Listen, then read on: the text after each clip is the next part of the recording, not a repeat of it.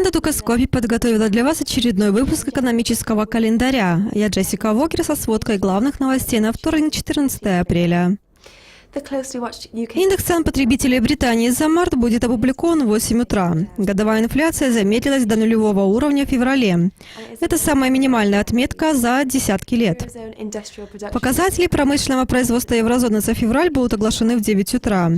Объем производства сократился в январе ввиду того, что падение цен на товары длительного пользования покрыло увеличение капитала и объема товаров недлительного пользования. В 12:30 дня по Гринвичу мы узнаем две новости по экономике США за март, включая предварительный показатель розничных продаж. Их объем сокращался в течение последних 3 месяцев, а плохие погодные условия зимой стали самым распространенным объяснением плохих показателей. Индекс цен производителя в феврале значительно сократился уже 4-й месяц подряд. Падающие цены на энергию находятся в красной зоне уже 2 месяца подряд.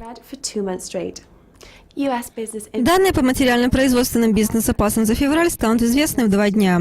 В январе показатель оставался без изменений. Соотношение объемов запасов и сбыта теперь на максимальной отметке с 2009 года. Индекс продовольственных цен Новой Зеландии будет оглашен в 10:45 вечера. Цены упали в феврале ввиду сокращения цен на фрукты, овощи и мясо. Это покрыло рост на 1,3% предыдущего месяца. Австралийский индекс потребительской верности Westpac за апрель станет известен в 12:30 ночи. Он сократился в марте после увеличения на 8% в феврале, когда РБА решил сократить процентные ставки. На этом завершается экономический календарь вторника. Завтра мы знакомим вас со сводкой новостей на среду.